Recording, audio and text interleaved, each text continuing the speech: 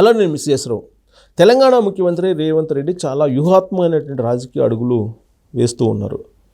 ఒకవైపు రాజశేఖర రెడ్డి గారు అనుసరించినటువంటి విధానాలని, మరోవైపు కేసీఆర్ గారు వేసినటువంటి ఎత్తుగడల్ని, ఇంకొక వైపు నరేంద్ర మోడీ గారు అనుసరిస్తున్నటువంటి పద్ధతుల్ని, వీటన్నిటినీ మేళవింపు చేసుకొని వీటన్నిటినీ కలిపి రేవంత్ రెడ్డి గారు అమలు చేస్తున్నట్టుగా కనిపిస్తుంది. కారణం ఏంటంటే ఆయన ముఖ్యమంత్రి అయ్యి డిసెంబర్ 9 నాటికి ఏడాది పూర్తవుతుంది. ఈ ఏడాది సందర్భంగా ఆయన ఏం చేశారు అనే దాని మీద ప్రజల్లో చర్చ జరగాలి అనేటువంటి ఉద్దేశంతో రాజశేఖర రెడ్డి గారు ఏ విధంగా అయితే చేశారో ఆ తరహాలో ఇప్పుడు ప్రచారానికి తెరలేపారు. రాజశేఖర రెడ్డి గారు కూడా 2004లో ఆయన ముఖ్యమంత్రిగా ప్రమాణ స్వీకారం చేసిన తర్వాత 1 year పూర్తి చేసుకున్న తర్వాత 1 yearలో పూర్తి చేసుకున్న సందర్భంగా పునరంకిత సభలు పెట్టేవాళ్ళు. పునరంకిత సభలు పెట్టి ఆ 1 yearలో ఏం చేశారు అనేది ప్రజల మధ్యకు చాలా బలంగా తీసుకెళ్లేవాళ్ళు రాజశేఖర రెడ్డి గారు. సేమ్ అదే తరహాలో ఇప్పుడు రేవంత్ రెడ్డి గారు కూడా 1 year కంప్లీట్ అయినటువంటి సందర్భంగా ఈ నెల 19వ తారీఖు నుంచి వచ్చే నెల 9వ తారీఖు వరకు కూడా విజయోత్సవ సభలు నిర్వహిస్తూ ఉన్నారు. ఈ విజయోత్సవ సభల్లో ఈ ఏడాది పాటు రుణమాఫీ అమలు విషయంలో కానీ, లేదా ఉచిత సిలిండర్లు కానీ, లేదా ఉచిత బస్సు సంబంధించినటువంటి పథకం కానీ, వీటన్నిటి గురించి బాగా విస్తృతంగా ప్రచారంలో తీసుకెళ్ళాలి. ప్లస్ ఉద్యోగాల కల్పనలో డిఎస్సి అలాగే గ్రూప్ 1 పోస్టులు 50,000 ఉద్యోగాలు ప్రభుత్వ ఉద్యోగాలను భర్తీ చేశామని చెప్పి రేవంత్ రెడ్డి గారు చెప్తున్నారు. ఇంతకంటే తక్కువ గనక నియమించినట్టు మీరు కనుక నిరూపించగలిగితే క్షమాపణ చెప్తాను అని చెప్పి కూడా ఆయన సవాల్ చేస్తూ ఉన్నారు. సో ఇలాంటి పరిస్థితుల్లో ఆయన విజయోత్సవ సభలను చాలా భారీగా నిర్వహిస్తూ ఉన్నారు.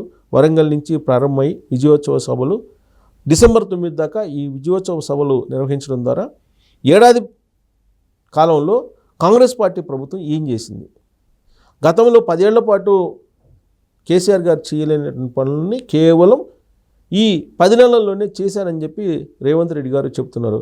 ఒకవేళ చెయ్యలేదు అని చెప్పి మీరు కనుక ప్రశ్నించదలుచుకుంటే అసెంబ్లీకి రండి అని చెప్పి సవాల్ చేస్తూ ఉన్నారు కేసీఆర్ గారికి. అయితే బీజేపీ అలాగే బీఆర్ఎస్ పార్టీ మాత్రం రేవంత్ రెడ్డి ప్రభుత్వం ఏం చేయలేదు, కేవలం ప్రచారం చేసుకుంటుంది, వాస్తవంగా ఏం చేయలేదు అనేటువంటి ఒక ప్రచారాన్ని విస్తృతంగా తీసుకెళ్తుంది. ఇప్పటికే ఆల్రెడీ మూసీ నిద్ర పేరుతోటి బీజేపీ వాళ్ళు ఒక డ్రైవ్ చేస్తూ ఉన్నారు. రేవంత్ రెడ్డి ప్రభుత్వాన్ని బద్నాం చేసేటువంటి కార్యక్రమం వాళ్ళు చేస్తూ ఉన్నారు. మూసీ నది ప్రక్షాళన చేస్తానంటే మీకు ఎందుకు బాధ, సబర్మతి ప్రక్షాళన చేస్తే గుజరాత్లో శబాష్ అన్నారు, మరి మూసీ ప్రక్షాళన చేస్తే బీజేపీ వాళ్ళు ఎందుకు వ్యతిరేకిస్తూ ఉన్నారు? అంటే గుజరాత్లో ఒక న్యాయం, తెలంగాణలో మరో న్యాయమా బీజేపీ వాళ్ళని చెప్పి రేవంత్ రెడ్డి గారు ఎదురుదాడి చేస్తూ ఉన్నారు బీజేపీ వాళ్ళ మీద. అలాగే కాంగ్రెస్ పార్టీకి సంబంధించి చేస్తున్నటువంటి పనులను వ్యతిరేకిస్తూ బీఆర్ఎస్ పార్టీకి సంబంధించినటువంటి లీడర్లు కూడా తప్పుపడుతూ ఉన్నారు. తప్పుపడుతూ ఏదో ఒక రూపంలో వాళ్ళు ఉద్యమాన్ని తీసుకొచ్చేటువంటి ప్రయత్నం చేస్తున్నారు. లగచర్ల ఇష్యూ విషయంలో కూడా ఢిల్లీ స్థాయికి తీసుకెళ్లారు, జాతీయ స్థాయికి, ఎస్సీ కమిషన్కి, జాతీయ ఎస్టీ కమిషన్కి, లేదా జాతీయ మానవ హక్కుల కమిషన్ వరకు ఈ ఇష్యూని తీసుకెళ్లారు. బట్ కాంగ్రెస్ పార్టీ ప్రభుత్వం ఏం చెప్తుంది, దాని వెనుక సుఫారీ నడిచింది, ఆర్గనైజ్డ్ క్రైమ్ జరిగింది అని చెప్పి కాంగ్రెస్ పార్టీ చెప్తుంది. కానీ బీఆర్ఎస్ పార్టీ ఢిల్లీ స్థాయిలో దీన్ని తీసుకెళ్ళి రకరకాల హంగామా సృష్టిస్తుంది. At the same time Revanth Reddy గారి బావమర్దికి అక్కడున్నటువంటి భూములను కట్టబెట్టేందుకు ఆ ఫార్మసిటీ అని చెప్పి పేరు పెడుతున్నారు. ఆ ఫార్మసిటీ వెనుక రేవంత్ రెడ్డి గారి బావమర్దికి భూములు కట్టబెట్టేటువంటి కుట్ర ఉందని చెప్పి బీఆర్ఎస్ పార్టీ చెప్తోంది.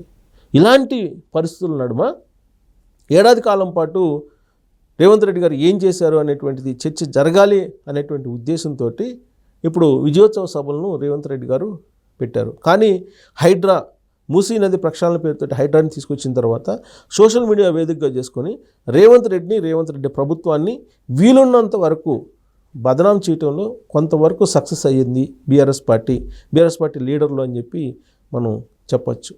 ఆ మిగిలినటువంటి భాగాన్ని రేవంత్ రెడ్డి ప్రభుత్వాన్ని బదనాం చేయడానికి బీజేపీ వాళ్ళు బాగా వాడుకున్నారు. పైగా మహారాష్ట్ర ఎన్నికల సందర్భంగా తెలంగాణ కాంగ్రెస్ పార్టీ ప్రభుత్వం యొక్క పనితీరుని ప్రస్తావించారు సాక్షాత్తు ప్రధానమంత్రి నరేంద్ర మోడీ గారు. హామీలు ఇవ్వటమే కానీ అమలు చెయ్యదు, పక్కన తెలంగాణ రాష్ట్రంలో ఏమీ అమలు చేయట్లేదు అనేటువంటి విషయాన్ని నరేంద్ర మోడీ గారు ప్రస్తావించారు ఎన్నికల ప్రచారం సందర్భంగా మహారాష్ట్రలో. ఆ విషయం సూటిగా రేవంత్ రెడ్డి గారికి తగిలింది. అందుకే రేవంత్ రెడ్డి గారు ఒక సవాల్ చేశారు నరేంద్ర మోడీ గారికి, మీరు రండి తెలంగాణకి, నేను అమలు చేసినటువంటి పథకాలు ఏందో నిరూపించి చూపిస్తానని చెప్పి ఒక ఛాలెంజ్ నరేంద్ర మోడీ గారికి డైరెక్ట్గా చేయడం జరిగింది. ఇలా అనేక ఛాలెంజ్లు చేస్తున్నప్పటికీ కూడా ప్రజల్లోకి ఈ ఏడాది పాటు కాంగ్రెస్ పార్టీ ప్రభుత్వం ఏం చేసింది అని చెప్పి తెలియజేయడానికి రకరకాల ప్రయత్నాలు చేస్తున్నారు. కాంగ్రెస్ పార్టీకి సోషల్ మీడియా బలంగా లేదు, మీడియా అసలు లేదు. ఇలాంటి పరిస్థితుల్లో రేవంత్ రెడ్డి గారే స్వయంగా విజయోత్సవ సభలు పెట్టి తెలంగాణ సమాజంలోకి వెళ్ళాలని నిర్ణయించుకొని తాను ఏడాది కాలం పాటు చేసినటువంటి పనులు, అలాగే రాబోయేటువంటి రోజుల్లో ఏం చేయబోతున్నది స్పష్టంగా తెలంగాణ సమాజానికి చెప్పేటువంటి ప్రయత్నం ఆయన చేస్తూ ఉన్నారు. సేమ్ ఇలాంటిదే రాజశేఖర రెడ్డి గారు గతంలో చేశారు, అదే ఇప్పుడు అనుసరిస్తున్నారు. ఇక కేసీఆర్ గారు ఏం చేసేవాళ్ళంటే, తెలంగాణ ముఖ్యమంత్రిగా ఆయన బాధ్యతలు స్వీకరించిన తర్వాత 2014 నుంచి 2023 వరకు ఆయన ఉన్నారు.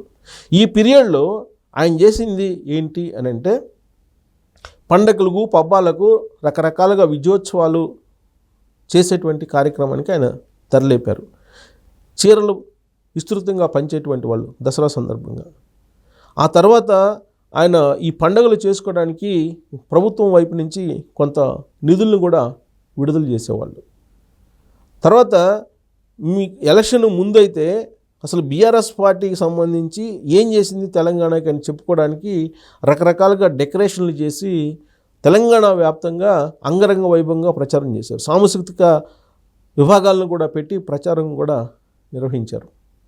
అసలు ఇంకా అవతరణ దినోత్సవం వచ్చిందంటే, తెలంగాణ అవతరణ దినోత్సవం మొత్తం తెలంగాణ వ్యాప్తంగా వెలుగులు విరజిమ్మేవి. ఇవన్నీ కూడా కేసీఆర్ గారు సాధించినటువంటి విజయాలుగా చెప్పుకునేవాళ్ళు. పైగా ఆయన రియల్ ఎస్టేట్ని ఒక కొలమానంగా తీసుకొని, రియల్ ఎస్టేట్ పెరిగింది కాబట్టి తన పరిపాలన బాగుందని చెప్పుకునేటువంటి ప్రయత్నం అసెంబ్లీ బయట కూడా చేశారు కేసీఆర్ గారు. సో కాబట్టి కేసీఆర్ గారు చేసిన దానికన్నా కూడా ఎక్కువగా చెప్పుకున్నారు, ప్రచారం ఎక్కువగా చేసుకున్నారు. సొంత మీడియా ద్వారా, సోషల్ మీడియా ద్వారా, కూలి మీడియా ద్వారా, ఇట్లా రకరకాలుగా ఆయన ప్రచారం చేసుకోగలిగారు. చేసింది పిసరంత అయితే ప్రచారం కొండంత చేసుకున్నారు. బట్ రేవంత్ రెడ్డి గారు పూర్తి రివర్స్లో ఉంది. అందుకే ఆయన కూడా కేసీఆర్ మాదిరిగానే ప్రచారం చేసుకోవడానికి ఇప్పుడు ప్రయత్నాలు చేస్తూ ఈ విజయోత్సవాలు అనేటువంటి వాటిని పెట్టారు. గతంలో కేసీఆర్ గారు కూడా ఒక సంవత్సరం, ఒక నెల పాటు పెట్టేవాళ్ళు.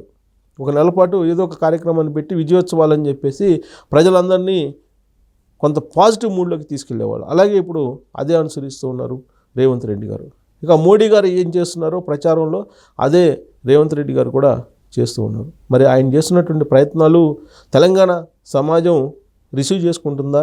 రేవంత్ రెడ్డి గారి ఏడాది పాలన మీద మరి విజయం సాధించిందా కాంగ్రెస్ పార్టీ అనుకున్న విధంగా? లేదంటే ఆ ప్రభుత్వాన్ని బద్నాం చేయడంలో బీఆర్ఎస్ పార్టీ విజయం సాధించిందా అనే దాని మీద మీరు కామెంట్ రూపంలో మీ అభిప్రాయాన్ని తెలియజేయచ్చు. Thank you very much.